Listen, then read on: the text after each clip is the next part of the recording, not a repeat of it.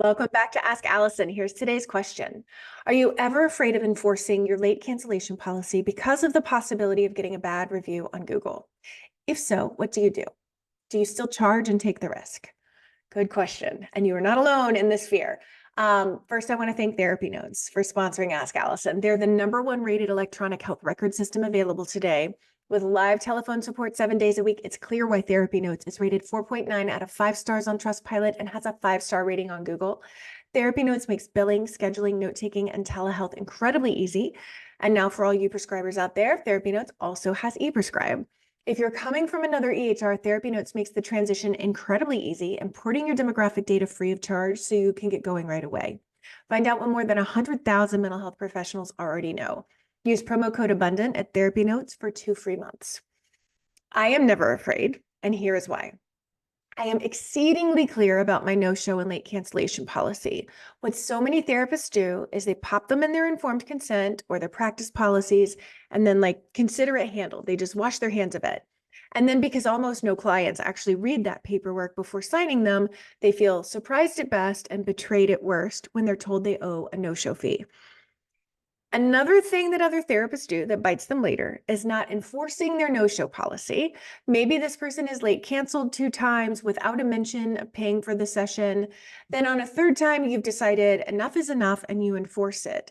They already had the precedent of missing sessions being like no big deal. And if they'd known they'd be charged, they may have made a different choice and shown up. My no-show and late cancellation policy are in my paperwork, but in my very first session, I always talk about it. I ask them if they have any questions about it. The very first time a client late cancels or no-shows, I immediately let them know they're being charged, and I charge them. The leeway other therapists provide because they're uncomfortable or because they think that it's being nice to not charge causes confusion and causes more harm than good. I do what I say I'm going to do with my clients. Most of them don't have great boundary role models in their lives, and I consider it a part of my job to model boundary setting and maintenance. Since I started holding to this like 10 years ago, I haven't had a single client leave or even complain about no-show fees. I've actually had very few late cancellations and no-shows at all. I could probably count on one hand per year. All that being said, only set a boundary you'll hold. If you're really clear about that boundary and you hold that boundary, in my experience, you need not fear retribution via reviews. Holding a clear boundary, those are good for you, they're good for your clients, and they're good for your business. Today's free worksheet is policies to consider in your practice.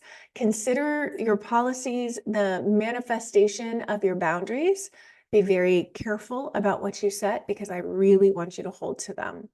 And just because something's uncomfortable doesn't mean you shouldn't explore those further and figure out why it's uncomfortable and if it is or is not a good fit for your business.